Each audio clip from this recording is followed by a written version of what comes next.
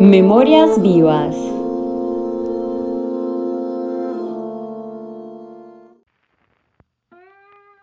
Desde el Sistema de Bibliotecas Públicas de Medellín, le ofrecemos un saludo de bienvenida al historiador y maestro en arte dramática Nelson Freddy Pérez Galeano.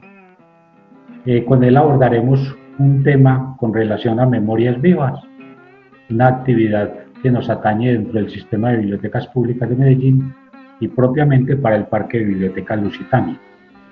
Nelson, buenas tardes, ¿cómo estás? David, qué rico pues la invitación, muchas gracias por invitarme a este espacio de Memoria Viva y bueno, aquí listo para que hablemos un ratico de este contexto social que tenemos en este sector de San Cristóbal que se llama Lusitania y Nuevo Occidente. Perfecto. Historiador, desde tus recuerdos nos podrías construir un mapa mental y narrado sobre la disposición física del barrio conocido en la actualidad como Ciudadela Nuevo Occidente. ¿Qué recuerdos tienes de él de otrora? Bueno, yo estoy acá en San Cristóbal desde hace 35 años y cuando llegué a San Cristóbal tenía mucho verde importante en el contexto de lo que son los corregimientos. Los corregimientos son esas zonas que todavía conservan la agricultura como uno de los factores esenciales de la producción de un municipio como es Medellín. Lamentablemente se ha ido perdiendo esa construcción agrícola que tiene el sector. Cuando llegué hace 35 años, pues el verde era lo que más predominaba, habían fincas de mucho cultivo de cilantro, de cebolla, de flores, de papa, de frijol, bueno, y el sector donde está el Nuevo Occidente era un lugar lleno de mucho verde, eran unas montañas muy, donde no había mayor producción, pero era un lugar en el que la gente podía ir a elevar cometas y era muy grato. Y recuerdo que hacia el año 2000 más o menos comienzan a hacer unas especies de teatros al aire libre y a pavimentar toda la zona. Lo primero que se informa a la comunidad es que van a construir unos, unos miradores para la ciudad de Medellín. Entonces, pues en el deseo de conocer todo ese espacio íbamos en grupos a caminar por ahí, encontrábamos más o menos 4 o 5 de esos lugares que se llamaban teatros al aire libre, como mediatortas, con unas graderías, un lugar en el que la gente se podía parar y hablar. Hacia el año 2002 que comienza el plan experimental Pajarito, ya se habla de que ahí se va a construir una ciudadela que se va a llamar Las Flores y comienzan a construir el primer bloque que va a ser la ciudadela Las Flores. Posteriormente se van a crear más bloques, pero hacia el año 2005, entre 2005 y 2007, se comienza a ubicar gente. Recuerdo que en el 2005 se presentó una emergencia en el sector de Moravia, se quemaron muchas de las viviendas y a estas personas las reubican muy rápidamente en el sector de Las Flores. Ese proyecto de Pajarito se va a fortalecer desde el 2002, comienza a pensarse en que ese sector va a ser el lugar que va a servir de vivienda para las personas desplazadas por la violencia, para las personas que han sufrido desastres de inundaciones, de incendios. Entonces comienzan a reubicar personas que estaban en el sector de La Iguaná, personas que estaban en el sector de Vallejuelos, personas del Popular 1 o del Popular 2, la gente de Moravia, gente que viene desplazada del Urabá. Entonces comienzan a llegar y a construirse nuevas posibilidades de vivienda en ese sector. Entonces ya no va a ser solamente Las Flores, sino que van construyendo más bloques y más bloques hasta que todo ese sector, que era una región verde, comienza a ser una región de cemento. Maestro, ¿nos puedes contar generalidades del espacio conocido como la Finca Lusitania, lugar donde en el presente están construidas algunas instituciones públicas? Bueno, Lusitania era un lugar muy importante. Bueno, hay que hacer claridad hacia el occidente. San Jerónimo, Santa Fe de Antioquia, todo ese sector era una zona muy rica, zona de fincas con piscina que era muy llamativas. La vía era la vía que se iba por Boquerón, una vía que en esa época era riesgosa incluso porque tenía unos abismos muy grandes.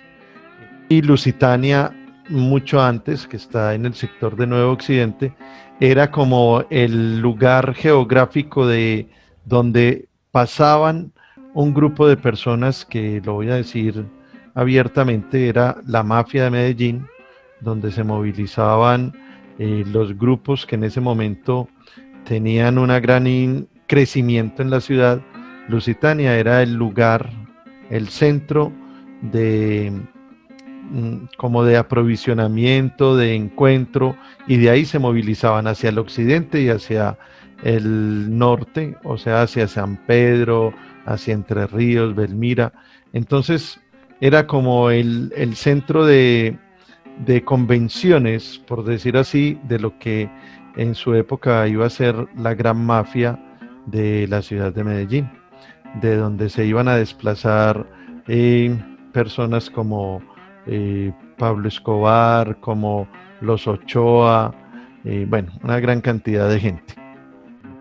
Esa era una zona de una persona llamada Chica, y ahí tenían incluso un lugar de rejoneo, como de toreo para todos los principiantes, para que esas mafias se divirtieran. Era el lugar de encuentro de ellos para después arrancar hacia el occidente o arrancar hacia lo que se ha considerado la Suiza americana, que es el sector de San Pedro, Entre Ríos, Belmira, que son lugares completamente ricos y donde a la vez había espacios de ganado, de toros. Recordemos que había una familia, los Ochoa, que tenían toros de lidia en ese sector. Nelson, ¿cómo se desarrollaron las costumbres y prácticas propias de San Cristóbal con el desarrollo urbano y rural del corregimiento? Bueno, primero pues sí hay que agradecer que los espacios se van transformando, porque ese espacio como centro de reuniones era un lugar que generaba cierto temor y cierto pánico pues en toda la gente que sabía qué era lo que se hacía ahí. Y con respecto a cómo se ha ido cambiando el foco de atención del corregimiento, es triste, David, por lo menos para mí.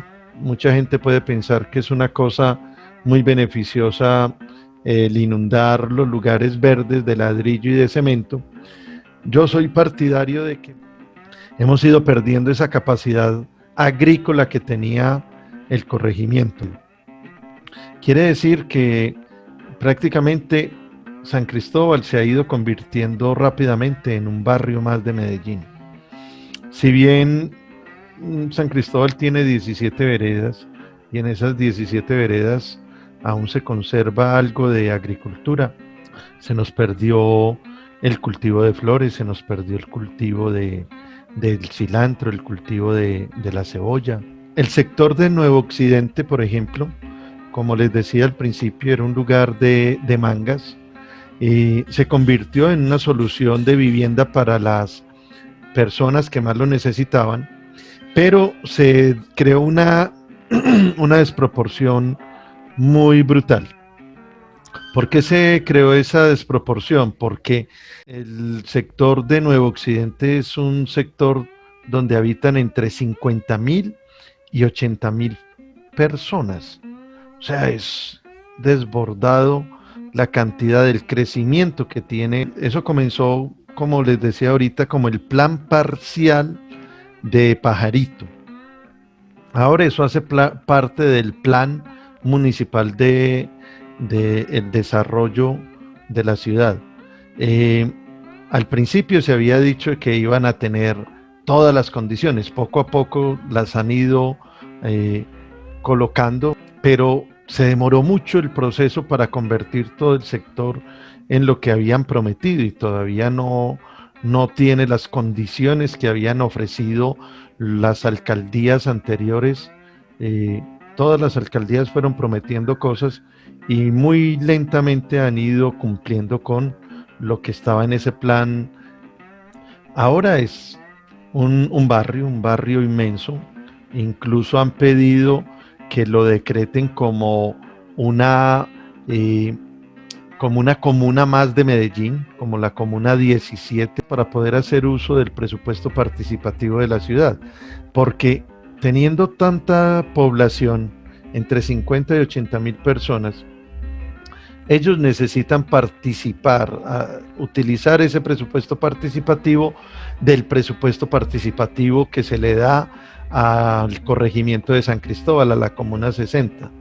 Entonces, imaginen el presupuesto para la comuna 60 con tanta gente. No hay plata para tanta gente. Ese es el mayor problema. Entonces, finalmente lo que se está convirtiendo es que cada vez la gente que tenía unas condiciones de vida más amplias con el cultivo de sus flores, con el cultivo de su cebolla, de su cilantro, de su zanahoria, de su papa, ve reducido y tiene que vender sus espacios para pagar además unos impuestos que son muy altos. Impuestos de propiedad que por la construcción del túnel, por la construcción de la vía que conecta el occidente con el centro de la ciudad, se alzaron. Son unos impuestos muy altos y mucha gente comenzó a vender. Entonces, ¿qué es lo otro que ha ocurrido, David?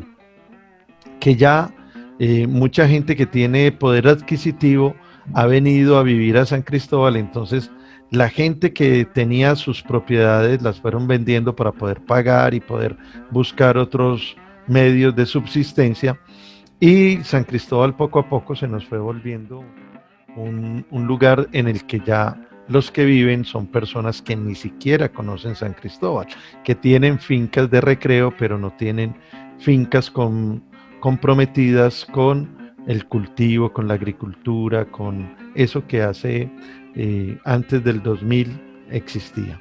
Nelson, acabas de enunciar muy bien este asunto de la explosión demográfica y casi que da en parte respuesta a la pregunta siguiente. ¿Cómo percibes la apropiación que ejercen los habitantes del corregimiento sobre espacios y qué procesos se han llevado a cabo para fortalecer este aspecto? A ver, David, mira, como les decía hace un momento, hay mucho foráneo que les interesa es sus lugares de recreo. Entonces ya muchas de las fincas no tienen cultivos, tienen, algunos han construido su piscina, algunos han construido el espacio para tener su caballo, para tener de pronto algunos terneros. Entonces mucha gente compra sus caballos y los tiene ahí para que sus hijos monten un rato, y es el lujo el que está predominando. Pero la esencia del corregimiento, que ahí es donde me quiero centrar, David, los corregimientos son esa parte agrícola de la ciudad, de los municipios, que conservan la protección del campesinado.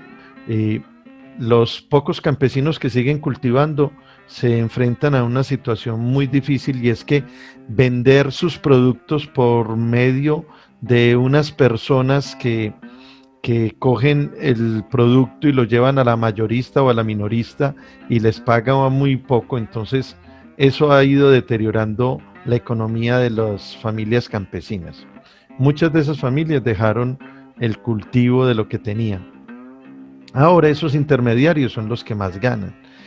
Entre el proyecto del plan parcial se había hablado de crear unas bodegas donde los campesinos podían traer el producto y ser ellos los que lo comercializaran, pero eso también se ha ido dilatando, a veces funciona, otras veces no.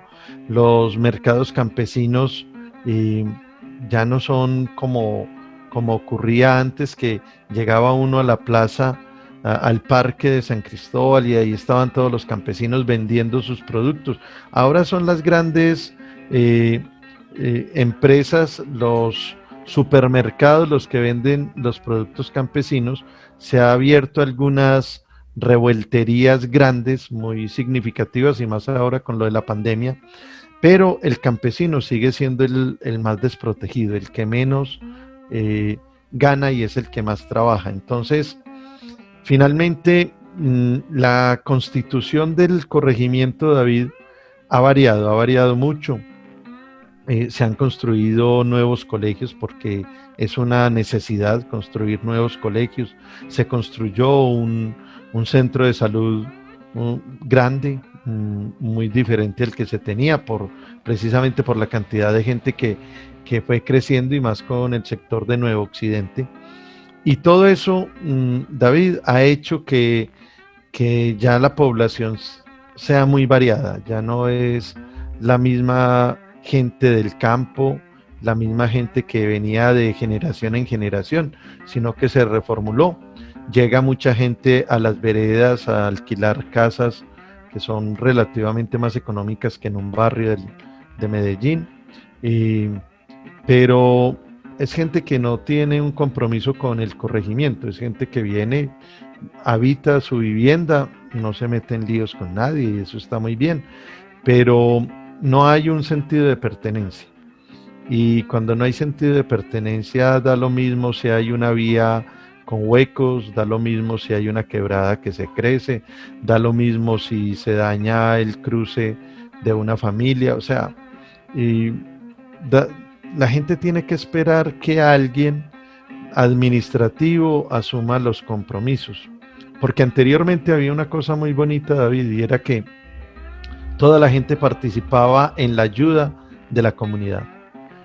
Pero como ahora somos tan foráneos, y bueno, y ahí yo también me siento foráneo, aunque tenga 35 años viviendo acá, yo no soy de acá, ¿cierto? Vengo de un barrio de Medellín, y me enamoré porque mi mamá fue la primera profesora que tuvo la escuela El Patio acá en San Cristóbal.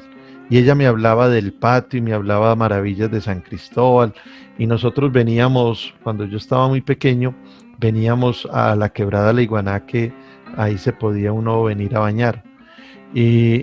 Pero todo eso se fue cambiando. Ya yo crecí, vine a conocer este hermoso lugar, porque amo este lugar, pero no es tal como lo imaginé antes, o como lo alcancé a ver hace 35 años, porque ya los sectores donde viví inicialmente, David, ya no hay árboles, hay casas, muchas familias, ya hay vías pavimentadas, ya los sectores donde uno iba a coger mangos, ya no hay mangos, ya no hay pomas, ya no hay naranjas, ya los pomos, las naranjas, los mangos, hay que comprarlos en la revueltería.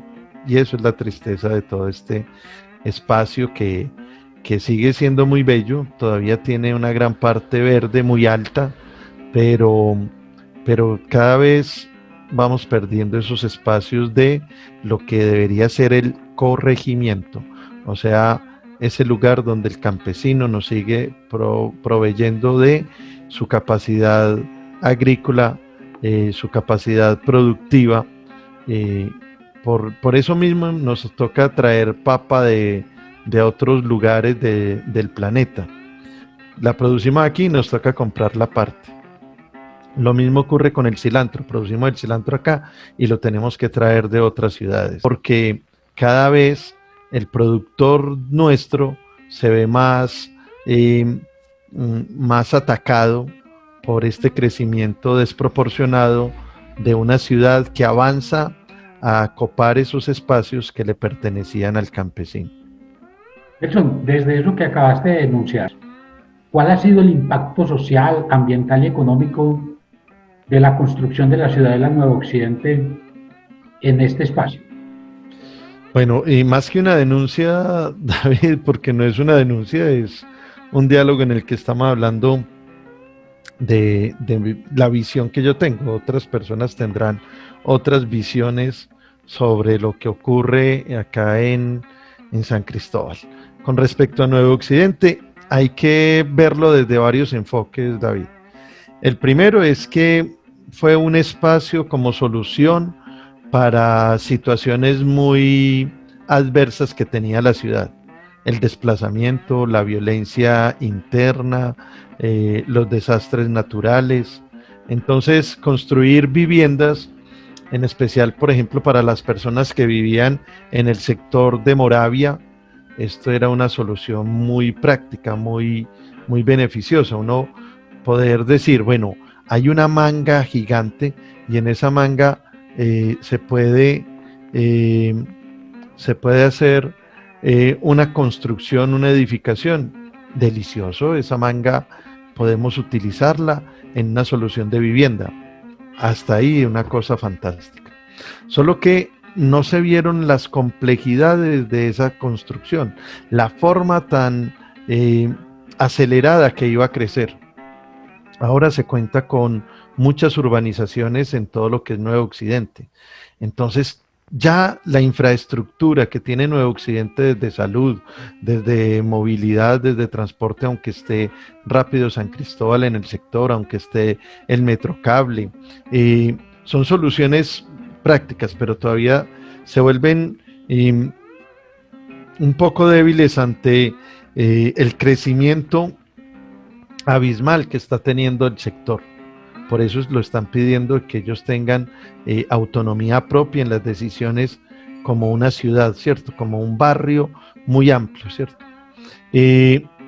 Inicialmente es una solución desde la administración pública. Uno dice, este sector, aquí yo puedo solucionar la vivienda de mucha gente, y muy rico, delicioso.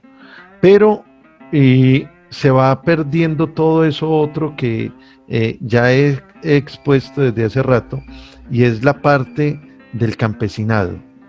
Ya los que están son ciudadanos, ya no son campesinos, ya todo el mundo se tiene que volcar. Entonces ya llegará un momento donde tendremos que pensarnos en una universidad que pueda cubrir a toda la gente que esté en este sector.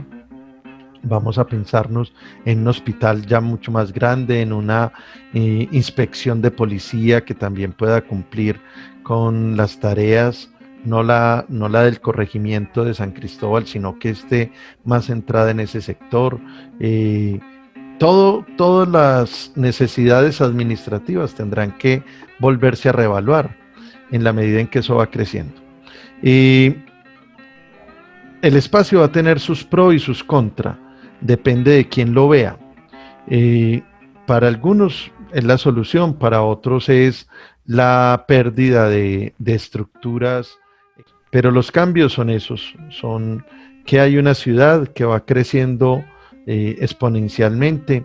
Las laderas de Medellín, que eran los lugares donde pensábamos que podíamos mantener la protección del ambiente, ya se han ido perdiendo, pero igual seguimos creciendo hacia arriba muy aceleradamente, y eso es lo que nos va generando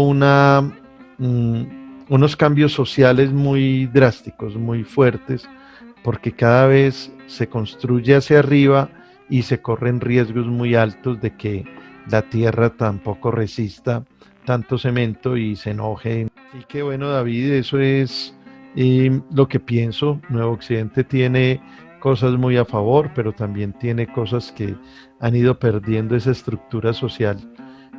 Ha llegado gente de muchos lugares, esa es otra razón, David. Positivo en la medida en que podamos convivir, positivo en la medida en que no arrastremos el peso de sectores que durante mucho tiempo fueron rivales, que todos los que confluyen en un lugar puedan vivir tranquilamente, sin peleas, sin imponer su música, sin imponer sus gustos, sino que todos podamos vivir tranquilamente.